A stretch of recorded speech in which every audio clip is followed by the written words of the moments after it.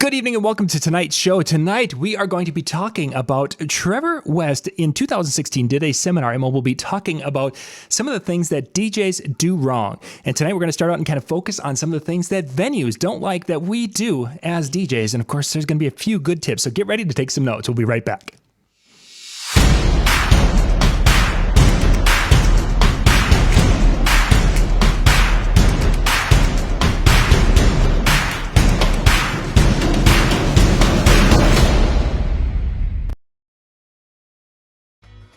DJ Event Planner will change the way you manage and run your business. Streamline all of your procedures and software into one easy-to-manage system.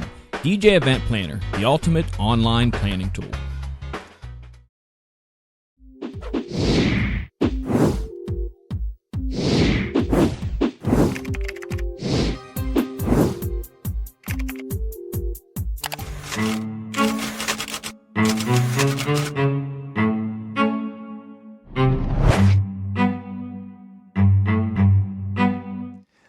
All right, welcome back. We are going to be talking tonight about some of the things people, DJs, do wrong. Trevor, good evening. How you doing, John? Good to see you again. Doing great. Glad to have you back. Trevor was with us back in, it would have been either late 2015 or early 2016, talking about his upcoming seminar. Yep. Tonight, we're going to build off talking about failure. You know, I never really like talking about failure, though, Trevor. Makes me feel bad. Yes, but we have to learn from our failures. That's it. That's what I'm going to go with. We're going to this learning opportunity, and tonight we're going to dig into some of those. So let's get right to it now. You had mentioned as we were kind of talking pre-show that of course there's a lot of things that DJs do and do with or in conjunction with the venues that just cause more trouble for themselves. So let's dig into some of those and kind of discuss those. All right. One of the in my networking groups that I go to, I talk to a lot of the venue people, and one of the biggest things they hate the most about what DJs bring in is they bring in too much gear. Mm-hmm. And when they bring in that much gear, DJs with our egos, we all have one to a certain extent, but depending on how big the room is, the DJs are playing like they're at Wembley Stadium, right? But you're in a room 20 by 20. Yeah. For 200, less than 200 people. And so the venue people are going, "Oh my God, it's too loud. Why are you playing it so loud for 60 people?" And that's their biggest complaint. And that's actually an interesting idea with that, because of the Evolve 50s coming out with Electro Voice in the last couple of years and such, people are talking, it's like, "Oh, can it get loud enough for my wedding?" I can't fathom when I'm talking to DJs who are like, "Oh, I want to make sure I have 115 decibels of sound across the dance floor," or whatever. No, this is a wedding. This isn't you're too much gear. At times I wonder if it's really the too much gear or if it's just DJs who don't know what a volume control button is or knob. It's a combination. And it's also not understanding where that sound wave is going. Okay. Good point. That's the weak, because here's the other thing. I'm just going to diverge a second. Yeah. Is what a lot of DJs don't realize. It doesn't matter what speaker you have. They all do the same thing. It's like driving your car. A car has an engine, 4 wheels, you sit in the seat, you go. All right. How you get there, we all get there the same way. All right. So the speakers are doing the same thing. Some of them doing cleaner and nicer than the others. Okay. Mm-hmm. But they're all doing the same thing. They're pushing sound out to that room. So a lot of DJs, what they don't understand about where that sound wave is going, okay, and how it affects the room you're in and how many people are absorbing that sound, or the building may be reflecting that sound back to you. That's where your echoes come from. Okay. And, you mentioned the Evolve 50s or whatever those ones are. Mm-hmm. They're nice, but depending on the room, you're trying to, if you use just those two speakers and nothing else, you would have to turn the volume up to get that sound all the way to the back of the room. Yeah, certainly. Guy in the very back seat. Yep. Yeah, if you're talking in a long room, and this is again, you're getting to the audio thing. And this is where we get Ben Stowe on Tuesdays to talk about that. But in a, gear having the right purpose or the right gear for the right situation. If I've got Correct. a long, narrow room, the Evolve 50s in a standard setup on one end of the room, while it can do some of that, might not be your best bet. You might want to have something that's more of a narrow beam, throw it longer, like we've talked about this ETX can do that. Right. I mean, it's just using the right gear and knowing what you're doing. But the problem with still pushing that sound further out is you have to you have more power closer to the front where grandma sits, right? Who goes, oh my God, it's too loud. Can somebody please tell this guy to turn it down? Yep. And all he's doing is, ladies and gentlemen, welcome to the wedding of, and she's complaining it's too loud. Oh, yeah. Why? Because he's got to push it all the way to the back. Now, I can tell you right now, I could go to any venue in the country. I've been to that venue at some point. Oh, yeah. They all pretty much square rooms, L-shaped rooms, diagonal room, Yep. whatever. Yep. There's only so many ways you can do it. Correct. So the best, how do I say this? The rooms I usually work in the most are usually pretty square, rectangular kind of things, or the tents, that kind of stuff. I usually do 4 speakers, depending on how big my crowd is. All right. Because here's what some of the venues that I get referred by, what they understand is I don't have to play it loud. It just has to be heard. That's the key point. Okay. So if by running 4 speakers, and I know there's going to be some of the DJs out there going, but I'm a single op. I got one guy, me. I have to put all those together and turn them all down. Well, we'll come back to that a little later. All right. But if you do 2 speakers, by your DJ table or in that vicinity, pointing toward your dance floor or pointing straight out, not toward the dance floor, but pointing toward the straight end of the room, the long end of the room. Yeah.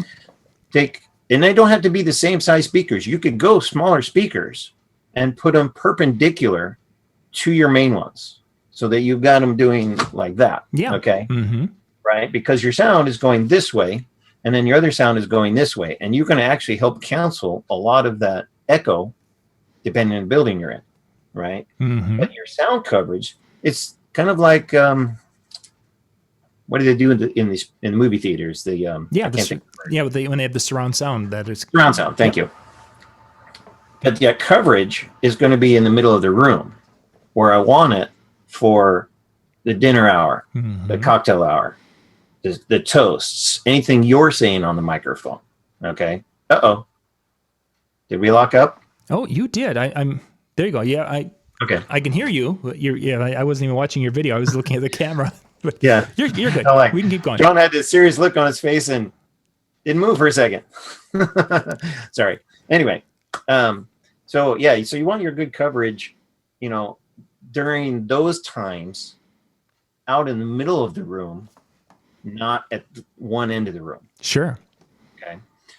When it's party time, I take those 2 outside speakers and I will reduce the sound on those. Yes. Okay. So that way people can talk further away from the dance floor. If they want to dance, they're going to come dance where the sound is intersected in the middle of the dance floor during the party time, not during cocktail or dinner hour. I want that sound out where everybody can hear me at any one point. And we locked up again, didn't we? No, okay. Your audio is still good. So keep going. If the audio dies, I'll stop you. I'll stop you and then we'll reset. All right. So interesting with that. Because I've had venues, and because I talk to venues for getting information for shows, and I've heard that same complaint about having too much gear, and they go right to the loud situation. Oh God, they played so loud. They had these big stacks of speakers in the front, and yet the way to fix that coverage is actually to bring more gear. There's this kind of little thing. It's like, well, they're complaining that we had too much gear, but really to fix it, I need to have the additional speakers down the room so we can have that full. Because that's how I've got 2 rooms. I know are exactly the long narrow. Right. That's how we do it, and it works beautifully. And there's beautiful coverage, and then you redo just exactly what you were just saying as you're describing my methodology. But it does require knowing how to set those speakers up and where to set them, and then to have them. Right. And then you test them in that room when nobody's in there and go, where can you stand in this room and hear all 4 speakers? or 3 speakers or whatever you're doing. Yeah. Or, go stand in the back of the room and do your sound check, which, a lot of people probably do. Or if they're just standing there at their booth, in front of your booth or behind your booth doing a sound check is not the same as being in the back of the room going test 1, 2. Yep, for sure. Okay.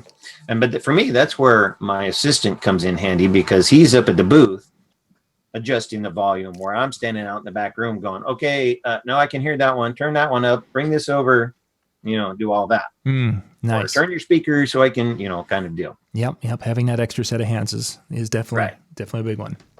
So then what you do with those 4 speakers, as an example, once the party time starts, either shut down your farthest away speaker, just turn it off completely, tear it down, bring it back to your table, right?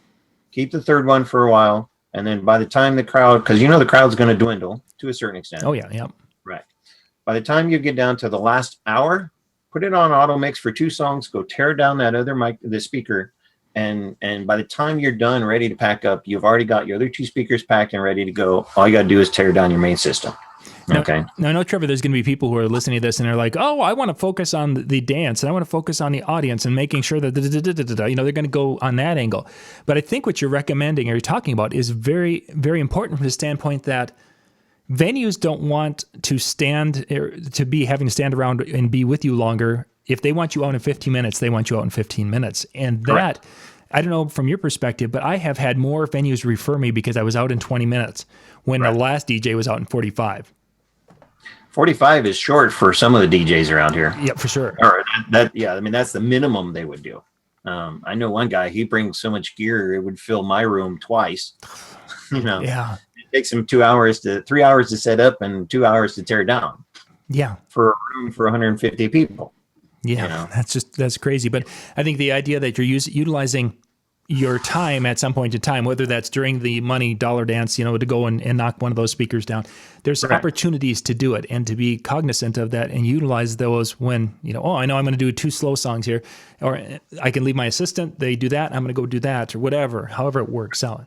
But giving that respect to the venue for their time, I think is something DJs personally overlook. And if that's one of your next statements, I'm sorry. If we took it. You stole my thunder, John. I'm sorry. But you are correct. I mean, a lot of the venues, especially, there are venues just like in your area. There are venues in my area that pretty much say 9:30, 10 o'clock, you're done. Yeah. Due to sound ordinance, county rules, whatever the case is. But they look at you and go, well, 10:30, wow, he's already packed and ready to go. I'm out the door 20 minutes, just like you are. Yeah. Because I figured out how fast it takes me to shut my gear down, put it all in the proper boxes for the next time, and be loaded up and out the door. Okay.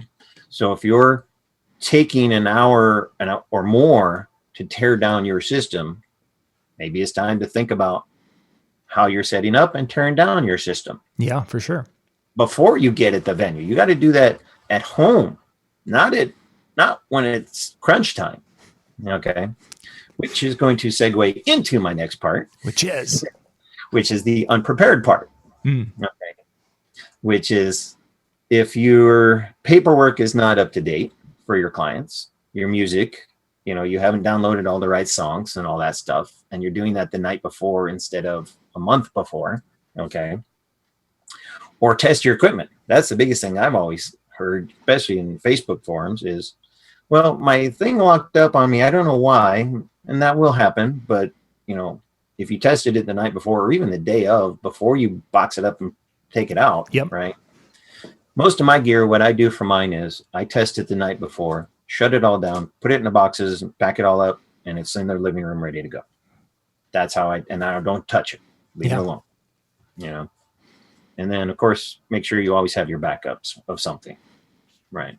So just one little thing to add to that is the only thing that I do differently with that, because I'm going to be doing music in our second show tonight. So yesterday started the laptop up and updated everything, and then shut the internet off on that machine, because if for some reason I fired up at the venue And if for some reason there's an update, and if for some reason that stupid update happens to go, because virtual DJ will do that.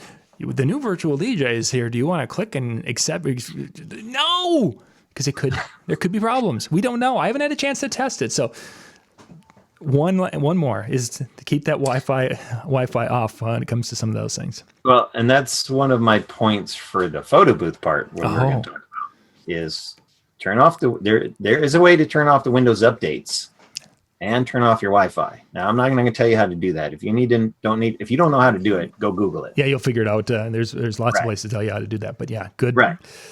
But turn off your Wi-Fi, turn off your updates, especially on photo booths like this thing, right? Mm-hmm. I have to fire that up because that's Windows 8. I run Windows 8 on this one, on my photo booth. And it loves to, every time you fire it up, I got to go check an update and do an update, right? Well, and then the photo, darkroom booth, it requires to be online at least once every 30 days for your licensing. So you got to go online, but you can't do that the night before. No, no. Yeah. So anyway, all right. We'll come back to a lot of that stuff in a minute. So couple of the things that that we talked about a year or so ago was that a lot of DJs, it ties in with by bringing in too much gear and playing it too loud is because they didn't do a walkthrough with the venue and with your client or the coordinator. Okay. Mm-hmm. I don't care how many times you've been to that venue, do a walkthrough, right? While you're there, take pictures of that venue, because I've had a lot of my clients when we're first meeting, they'll go, "Have you ever been to this venue?" You can't just say, "Yeah, been there many times and know all about it." Mm-hmm. That's giving them lip service. You cannot do that. You have to go, "Hang on, let me grab my laptop, my iPad, my phone, and go, okay, so this picture over here, this is where this goes, and this is what we do with it. And it takes you a minute and a half to walk from here to there, et cetera, et cetera." Oh, for sure. And now you look like, well, shoot, the last 3 guys we interviewed didn't even mention that. They were just going to say, "We're bringing in 6 speakers and that's what you get." Mm-hmm. Kind of deal. Okay, take a breath. Stop talking too fast. But yeah, so and this is one that, and I hate to say this, is that a lot of the quote unquote experienced DJs don't do is, I've been to the venue, I don't need to do a walkthrough. Mm-hmm. Let's put a pause on this, because I want to get back to, we'll continue here talking about doing walkthroughs at a venue here. We're going to take a quick little break here. We'll be right back, gang. All right.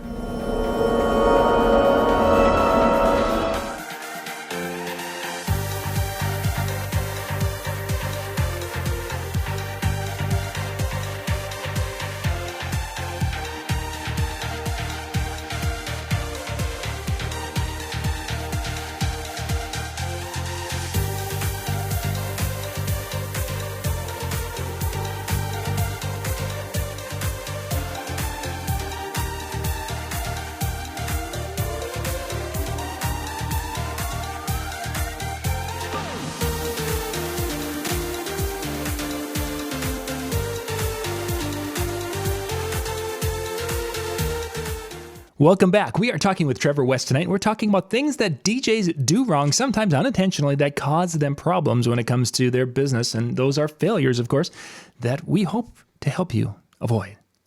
Trevor, before our break, we were just getting into the concept of doing the importance of walkthroughs, even if. So let's pick it up from there. Okay.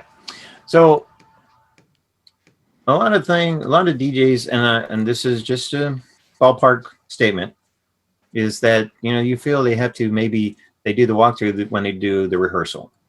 It's like, no, why are you doing it the day before the wedding? You should do it a month or 2, or 3 months out, 6 months out. For surely. Oh, I think we froze right there. We'll just there we are. We're back. There we go.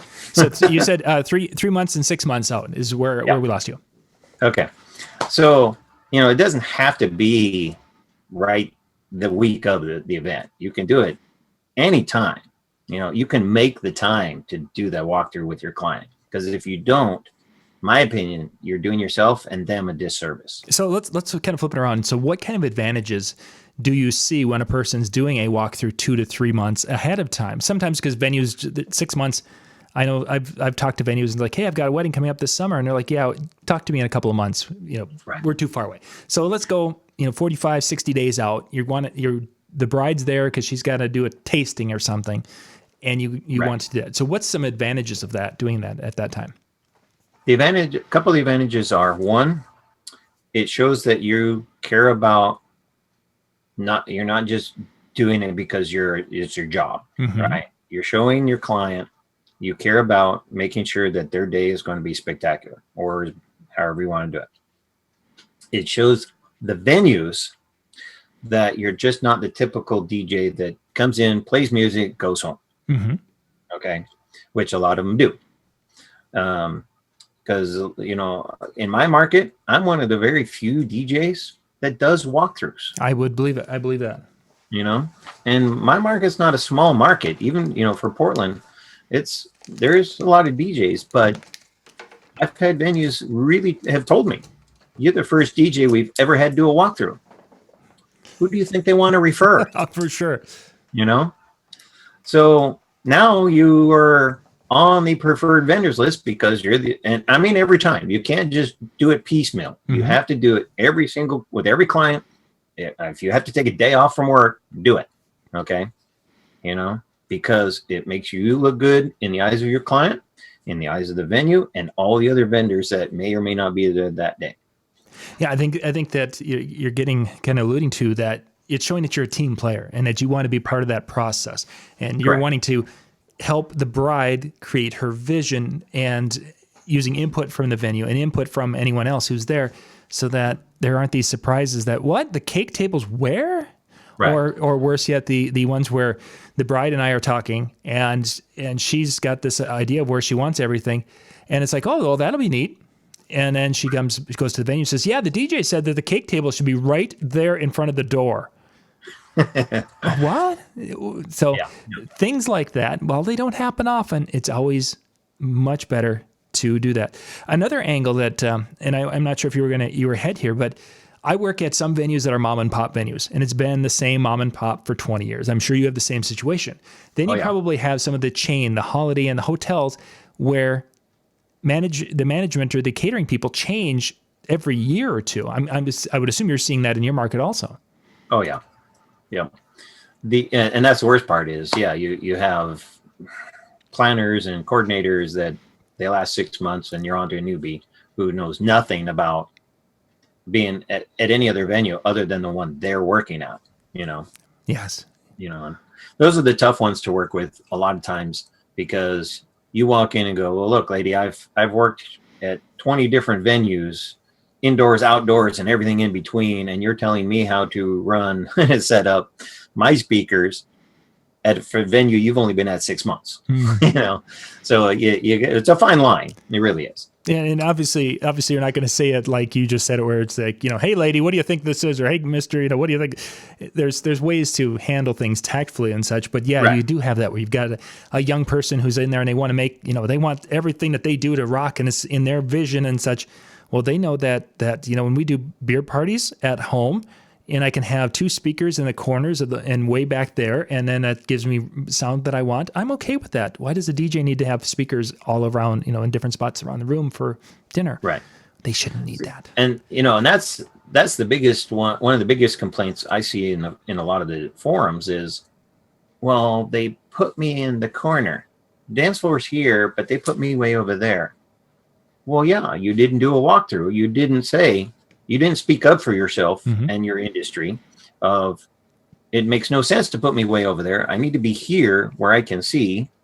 I don't want to be on the stage. That's the bride and groom. I put them on the stage. Yep. Right. Because, there was a video that somebody posted the other day. It was for a venue back east. I don't remember the name of it, but he showed the load in, and he basically went up the stairs, all the way around, up 3 more stairs to this balcony. And then he walked out the back door of the balcony through the office to his car. Oh, jeez. Okay. So the load in, depending on how he had to carry stuff, was either up here on the balcony or all the way through all those stairs. And if I'd have been in that venue, I would have said, I am not going up in that balcony. You are not going to put me up. I don't care if every other DJ has been there. That's their problem. And I'm going to tell you why I'll never go up in a balcony and DJ from a balcony. And whether a lot of people don't realize this, you still have to put your speakers down below, right? So now you can't keep an eye on your speakers as well because they're down below, you're up there. Yep. But think of this.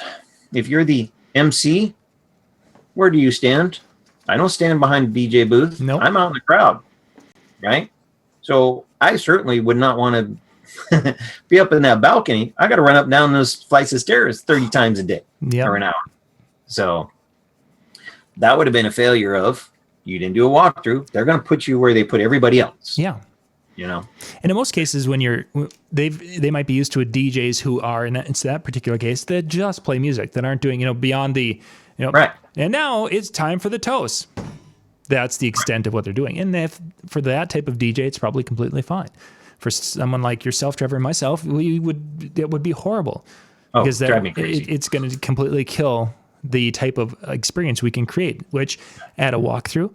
And the bride who has met with me and she loves what I do because of what I do, now we can convey that, oh, you know what, one of the cool things that we do is this introduction of the wedding party, and I need to be able to be here to do that because this is how it works and to connect with the audience.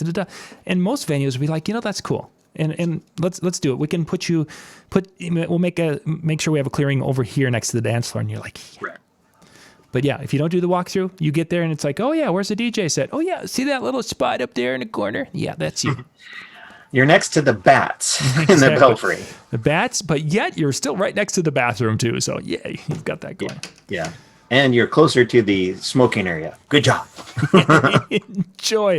Enjoy. Oh yeah, there's some time. So yeah, I think one thing that just before we leave this area, is when you're at those meetings and you're talking to both the coordinators and you're talking with your clients and such, there's times where I've at least found that I get to a point where it's like, okay, I'm just got to bite my tongue and I've got to basically, okay, I know that this isn't what I would want to do and it's probably not in the best interest of the event, but I've got to just basically be the one to say, you know what? Okay, we'll do it that way. There have been a couple of times where I have been close to that because they just invited 300 people in a venue that holds 302, Yeah. So, and usually the venues go, a lot of the venues I work with or at have the question of what do I need to bring? What do they need to provide me? Mm-hmm. Yep. And they all look like a deer in a headlight when I tell them I don't need nothing from you other than a plug-in. Mm-hmm. I bring my own tables. I bring my own setup. We set up everything on our own. I don't need any venue tables. Mm-hmm. Okay. And a lot of them go, wow, okay, you're the first one who's ever done that. Yeah. Yeah. In a room like that, yeah, you may have to do that. You might just have to bite the bullet. But what I would do for that is I would have my assistant sit up in that booth up there and I'll be down here. Yeah, and I'm not saying in that particular case because that for me, as yourself, is a deal breaker because I can't do the show that I need to do for them. But there's going to be that time where, we're going to set the room up a little bit differently than what we probably would be in the best interest. Putting that head table right in front of the DJ, head table sometimes there. You got to. And sometimes you just have to. It's not ideal. Right. We don't love that, but sometimes you just have to. And then that's not always the worst thing because I have had situations where I've had to basically, it's like, this isn't ideal because I'm unfortunately because I'm going to be emceeing and working there. I'm going to be in your pictures. Did we die again? I can hear you. We can hear you. Yeah. There you go. Now you're back. Okay. But there's times where it's like, this isn't ideal. And I've even explained it to the manager. It's like, in a perfect world, I'd love to not be right behind the head table because there's absolutely no way to hide me while I'm back there doing things.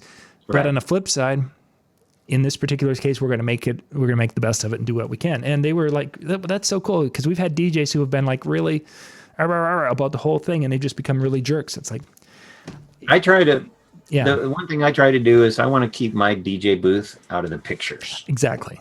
Yeah. That's the best way to explain it. Is if you're in the pictures, they have to edit you out or crop you out. Or or there's that picture. Yeah, we're busy back there getting the next song set up and doing our thing, and then they're having this beautiful moment, and then we're in the background of the picture, and people are like, "Oh, well, what? He's not even paying attention to what's going on, or whatever." I mean, there's always misinterpretations of things that are seen, and it's like, oh, I absolutely hate that. So okay, right. So let's continue on. We've got a little bit of time left here, so let's move to our next area. Okay. So I'm not sure if we really beat the DJ stuff to death. So let's cover photo booths for a minute. Sure. All right.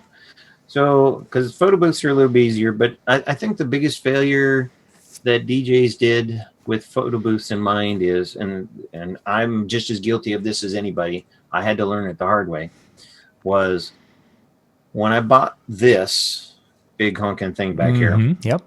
I bought it as an add-on to the DJ system business. Yeah. Right.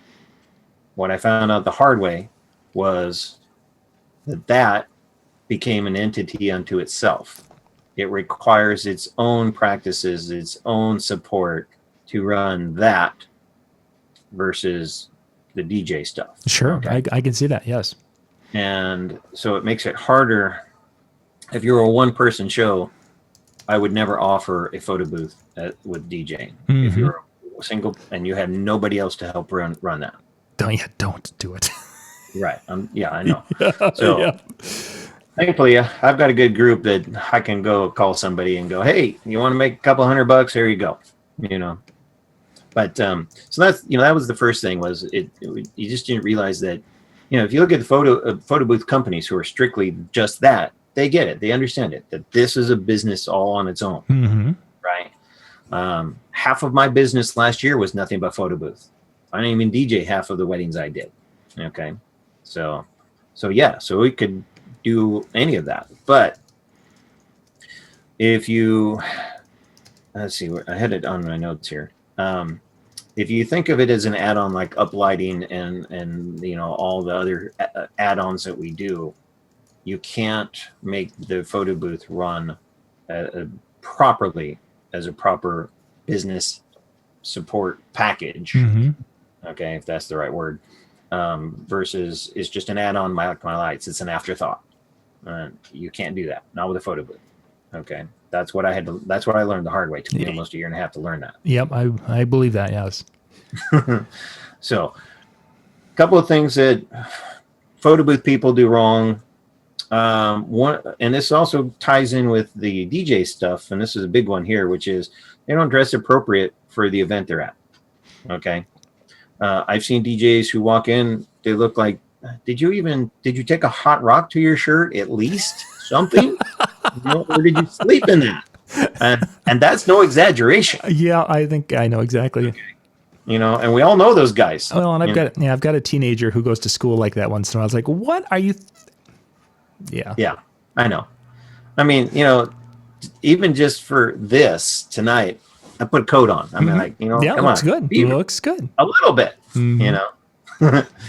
The biggest thing, one of the other big things is, and I've been seeing this a lot, is I get in the forums for the photo booth stuff, and we see it in the DJ side as well, is how do I do this? How do I fix this? Why is it doing this?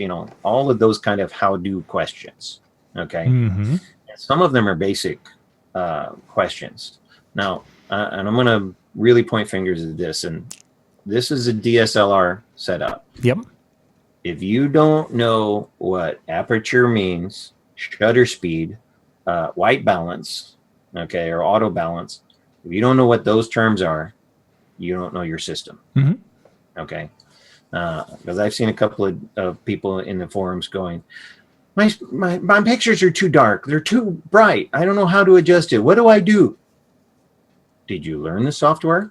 Did you understand what some of those settings will actually help you do? Okay. Did you practice with the software? Yeah. And that's the part that just absolutely floors me. In this day and age where there's no film to develop to see what you're doing. Right. How could you not just sit there and go chink, chink? Oh, let's adjust this. Chink, chink, chink. Oh, let's adjust that. No. And I know why. I'll tell you why they don't. Because the younger, and I'm 51, so I can say younger. The people who get into this new within, let's say, the last 5 years, they're raised on computers. Yep. And their approach is, it should just work. I should turn it on and it should just work. Okay. So why is it not working? I don't know how to fix it. What do I do? That's the, you think about that. Their experience with taking really nice photos of my iPhone is like, click, okay, there. What? You mean? Right. Exactly. Everything doesn't work like my iPhone? They don't know how it works. And you can't.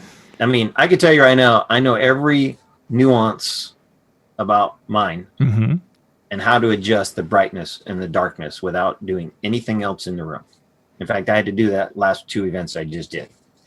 Okay.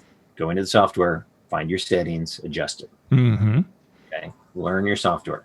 Do I know everything about my darkroom booth? Not even close. Oh, there's so much in that now. Right. But that's, I look at some of the things and I go, how the heck do we do that? I have no idea. Okay. But I will practice it at home. I won't do it. And that's one of my next points is you can't learn a new function or feature the night before or 2 nights before, right? You have to do it a month out, 2 months out, 3 months out, whatever the case is, right? Before you even offer it to your clients. Okay, like green screen. Green screen and blue screen are basically the same function, which is clear out the background. Yeah, yep. So you drop something else in. If you don't know how green screen or blue screen work, lighting issues, camera issues, the background issues, shadows, and you haven't practiced it, you just thought, well, they said it'll do this. I put the thing up and take the picture and it should be fine. But half the people disappeared. Yeah. Fine. Okay. Because you didn't practice. You didn't figure out your settings, your optimal settings for your green screen or blue screen. I mean, I don't offer it until I tested it. So that's one of the big things that they have. Now, here's the, how much time we got, by the way? We've got about 8 minutes yet. All right, cool. This is the biggest, I don't want to say pet peeve of the venues for photo booths, but it also can tie in with DJing as well. I did a venue last year, and the best compliment I ever got from the venue lady, not the clients, but the venue lady, said, this is the nicest photo booth setup I have ever seen. And you know what she was looking at? The prop table. She wasn't even looking at the booth. She was looking at the prop table. Okay. Here's one of the things I do when I'm doing just photo booth. I don't sit. I mean, I do because, we're standing around a lot. But if I've got time in between the cocktail hour and they're all at dinner, and my table is just trashed because they did all the pictures and props and everything and they just throw them back on the table. Right. I clean up that table. I put it back to the point where it looked like when I first started. And I will constantly do that all night long, where my table looks almost as darn near as clean as it was the minute I started that night. Okay. You may not think as the person running the booth that that's important, but let me tell you one thing. 80 to 90% of the venue coordinators are women, and they notice that. Oh, for sure. Okay.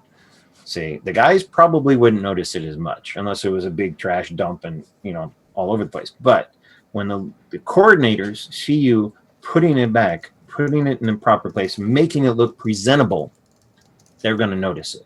Now, will your clients notice it? Yeah, somebody might. The ladies might. The guys won't. They won't care. Okay. But the women will. Guaranteed. Oh, yes.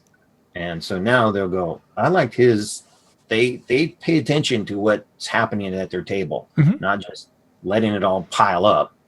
They put it back so people can find those props again and use them again, even if it gets trashed 2 seconds later, which it does. Which it does. Yep. 2 minutes later, guess what I'm doing? Put it all back the way it should be again. Okay. So if you constantly do that, it will make yourself look better in the eyes of your venue coordinators. Because I'm going to throw a statement out that a lot of DJs or a lot of people will disagree with me, but I don't. I get more referral business from venues and other vendors.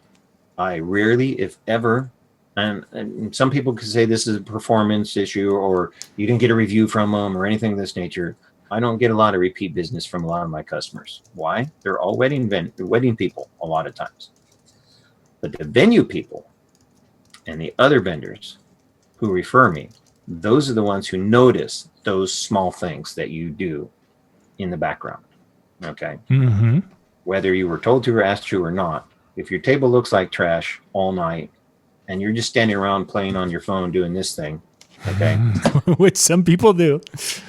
And I've been guilty of it too. I'm like, all right, I got the table cleaned up. I got a minute. I'm going to sit down and check Facebook. Okay. Mm-hmm. Just as guilty.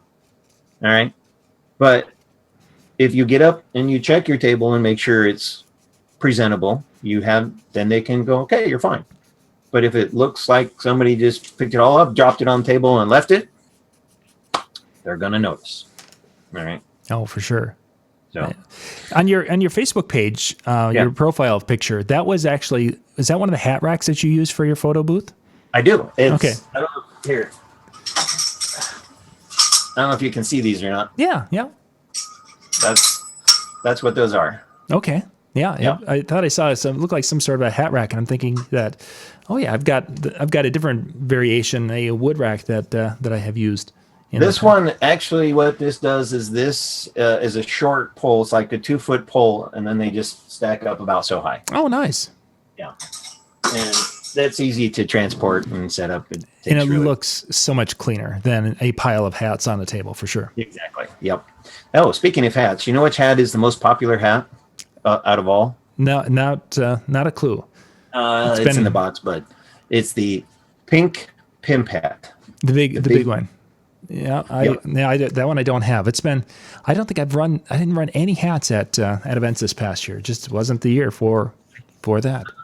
I should get it, but yeah, that's quite right. We're almost out of time. So a couple of minutes left. Trevor, if you can leave us with a couple more or another thought or something, and we'll wrap up.